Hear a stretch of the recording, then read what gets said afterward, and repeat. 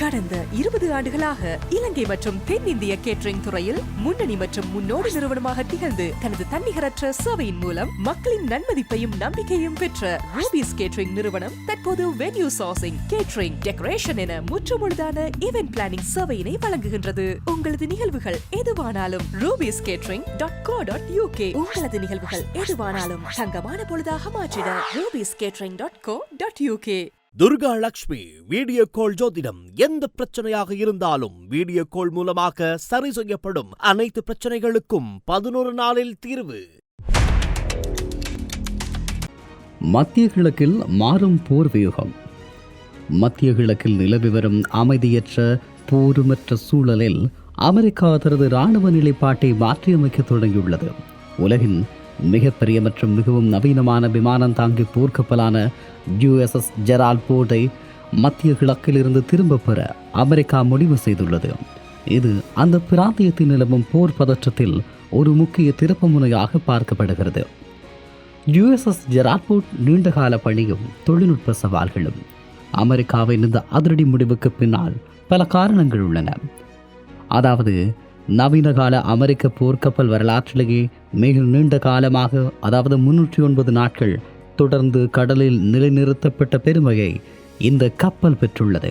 சுமார் 10 மாதங்களாக நீடித்த இந்த பணியால் கப்பலில் உள்ள 4500க்கும் மேற்பட்ட வீரர்களிடையே பெரும் சோர்வு ஏற்பட்டுள்ளது. நீண்டகால பயன்பாட்டினால் கப்பலின் இயந்திரங்கள் மற்றும் அமைப்புகளில் அதிக அழுத்தம் ஏற்பட்டுள்ளது. குறிப்பாக கப்பலின் சலவை கூடத்தில் ஏற்பட்ட தீ விபத்து மற்றும் தொழில்நுட்ப கோளாறுகள் காரணமாக இதற்கு உடனடி மற்றும் விரிவான பராமரிப்பு தேவைப்படுகிறது. 10 மாதங்களுக்கு மேலாக தங்கள் குடும்பங்களை பிரிந்திருக்கும் வீரர்கள் பலரது குழந்தை பிறப்பு உள்ளிட்ட முக்கிய தருணங்களை தவறவிட்டுள்ளனர். இது குறித்து அமெரிக்க பாதுகாப்புத்துறை அதிகாரிகள் நாடாளுமன்றத்தில் கடும் கேள்விகளை எதிர்கொண்டனர். இந்த நிலையில் ஈரானின் எதிர்வினையும் அதிர்ச்சி யுக்திகளும். அமெரிக்காவின் கடற்படை நகர்வுகளுக்கு பதிலடியாக ஈரான் தனது கடுமையான எச்சரிக்கைகளை விடுத்துள்ளது. தாக்குதல் மிரட்டல். அமெரிக்கா மீண்டும் ஏதேனும் தவறான கணக்கீடு செய்தால் அவர்களின் போர்க்கப்பல்கள் கடலிலேயே தீக்கிரையாக்கப்படும் என ஈரானின் புரட்சிகர பாதுகாப்பு படை எச்சரித்துள்ளது. புதிய போர்த்திறன். அமெரிக்காவின் பலமான கடற்படையை எதிர்கொள்ள வழக்கத்திற்கு மாறான புதிய யுக்திகளையும் நவீன தொழில்நுட்பங்களையும் தாம் உருவாக்கியுள்ளதாக ஈரான் அறிவித்துள்ளது. இது பிராந்தியத்தில் நேரடி மோதல் ஏற்படும் அபாயத்தை அதிகரித்துள்ளது. இராணுவ ரீதியாக அழுத்தங்களுக்கு அப்பால் அமெரிக்க ஜனாதிபதி டொனால்ட் ட்ரம்ப் பொருளாதார ரீதியாகவும் ஈரானை ஒடுக்க திட்டமிட்டுள்ளார். கடற்படை முற்றுகை.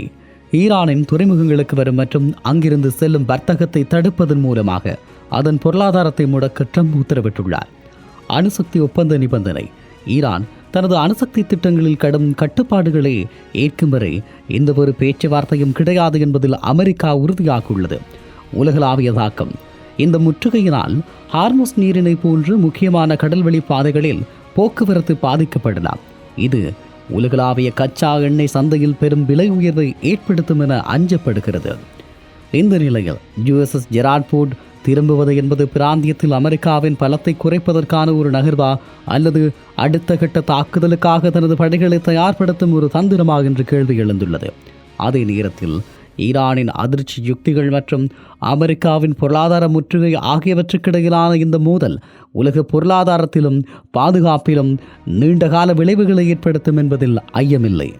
இப்படியான ஒரு சூழலில் 2026 ஏப்ரல் மாத இறுதியில் மத்திய கிழக்கில் அமெரிக்காவின் இராணுவ நடவடிக்கைகள் ஒரு புதிய கட்டத்தை எட்டியுள்ளன. அமைதி பேச்சுவார்த்தைகள் தோல்வியடைந்த நிலையில் ஈரானை முழுமையாக முடக்கும் நோக்கில் அமெரிக்கா முன்னெடுத்துள்ள ஆபரேஷன் எபிக் ஃபியூரி உலக நாடுகளின் கவனத்தை ஈர்த்துள்ளது.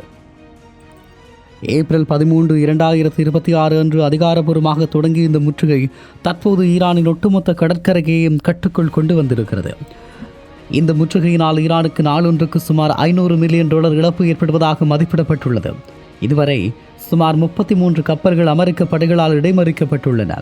மின்னல் வேக தாக்குதல் எச்சரிக்கையின் காரணமாக கரீபியன் கடலில் போதைப்பொருள் கடத்தல்காரர்களுக்கு எதிராக பயன்படுத்தப்பட்ட மின்னல் வேக தாக்குதல் முறையை ஈரானின் சிறிய வேக படகுகளுக்கு எதிராக பயன்படுத்தப் போவதாக ட்ரம்ப் எச்சரித்திருக்கிறார். 2003ஆம் ஆண்டுக்கு பிறகு முதன்முறையாக மத்திய கிழக்கில் 3 பிரம்மாண்டமான விமானம் தாங்கி போர்க்கப்பல்கள் ஒரே நேரத்தில் நிலைநிறுத்தப்பட்டன. USS கொரேஜ் H.W. புஷ் ஏப்ரல் 24 அன்று இந்த பிராந்தியத்திற்கு வந்து சேர்ந்த இந்த கப்பல் ஆப்பிரிக்காவைச் சுற்றியுள்ள நீண்ட கடல் பாதையின் வழியாக வந்துள்ளது. இது ஏமன் ஹூதி கிளர்ச்சியாளர்களின் ஏவுகணை தாக்குதல்களை தவிர்ப்பதற்கான ஒரு தந்திரோபாய நகர்வாகும். USS ஆப்ரஹாம் லிங்கன் இது ஈரானிய கடற்கரையில் இருந்து சற்று தொலைவில் அரேபிய கடலில் நிலைநிறுத்தப்பட்டு முற்றுகையை வழிநடத்துகிறது. USS ஜெரால்ட் ஆர் போல்ட் சாதனை அளவாக 309 நாட்கள் பணியை முடித்துவிட்டு மே மாதம் தாயகம் திரும்ப தயாராகி வருகிறது. இப்படியான ஒரு நிலையில் முற்றுகைக்கு பதிலடியாக ஈரான் தனது எதிர் நடவடிக்கைகளை தீவிரப்படுத்தியுள்ளது. சர்வதேச முற்றுகைக்கு பதிலடியாக ஹார்முஸ் நீரிணையில் 2 சரக்கு கப்பல்களை ஈரான் சிறைப்பிடித்துள்ளது. ஏப்ரல் 8 அன்று எட்டப்பட்ட தற்காலிக போர் நிறுத்தம் லெபனானின் மீதான தாக்குதல்களை தொடர்ந்து முடிவடைந்தது. இஸ்லாமாபாத் பேச்சுவார்த்தைகளும் தோல்வியடைந்ததால் போர் மோகங்கள் மீண்டும் சூழ்ந்துள்ளன. இந்த நிலையில் அமெரிக்க முற்றுகை இன்னும் பல மாதங்களுக்கு நீடிக்கலாம் என்ற செய்திகளால் சர்வதேச சந்தையில் கச்சா எண்ணெய் விலை கடந்த 4 ஆண்டுகளில் இல்லாத உச்சத்தை எட்டியுள்ளது. ஈரானுக்கு ஆதரவாக சீனா மற்றும் ரஷ்யா போன்ற நாடுகள் அமெரிக்காவின் இந்த தனிப்பட்ட இராணுவ நடவடிக்கைகளுக்கு கடும் கண்டனம் தெரிவித்துள்ளன. குறிப்பாக ரஷ்ய அதிபர் விளாடிமிர் புட்டின் அமெரிக்காவினுடைய இந்த நடவடிக்கை சர்வதேச சமூகத்திற்கு பாரிய விளைவுகளை ஏற்படுத்தும் என எச்சரித்திருந்தார். மத்திய கிழக்கில் நிலவும் இந்த சூழல் வரும் இராணுவ முதலாக மட்டுமின்றி உலகளாவிய விநியோகச் சங்கிலி மற்றும் எரிசக்தி பாதுகாப்பிற்கு ஒரு பெரும் அச்சுறுத்தலாக மாறியுள்ளது. அமெரிக்காவின் இந்த முற்றுகை யுக்தி ஈரானை பேச்சுவார்த்தைக்கு கொண்டு வருமா அல்லது ஒரு முழு அளவிலான போருக்கு இட்டுச் செல்லுமா என்பது வரும் வாரங்களில் தான் தெரியவரும்.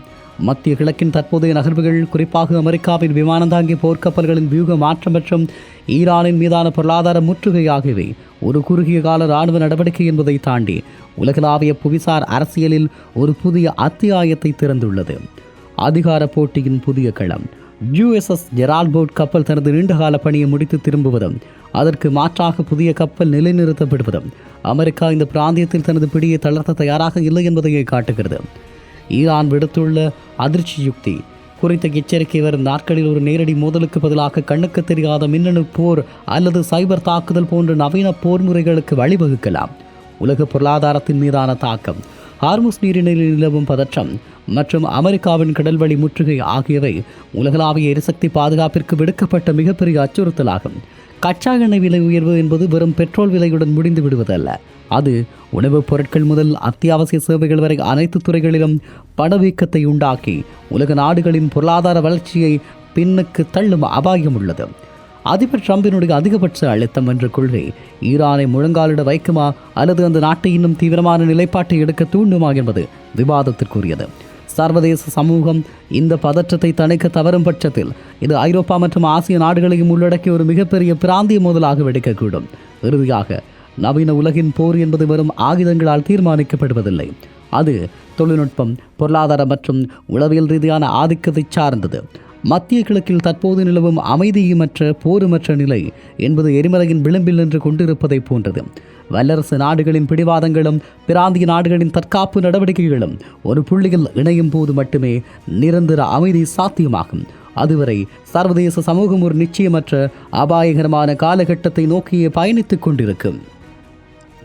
இதுவே மறுக்க முடியாததும் இது தொடர்பாக தேடுகின்றவர்களுக்கும் கிடைக்கின்ற ஒரு விடையாகும். இது எப்படி மாறும், இதனுடைய சூழ்நிலைகள் எப்படி மாற்றப்படும் என்பது தொடர்பான கேள்விகள் தொடர்ந்தும் இருந்து கொண்டே இருக்கிறது. துர்கா லட்சுமி வீடியோ கால் ஜோதிடம். எந்த பிரச்சனையாக இருந்தாலும் வீடியோ கால் மூலமாக சரி செய்யப்படும். அனைத்து பிரச்சனைகளுக்கும் 11 நாளில் தீர்வு.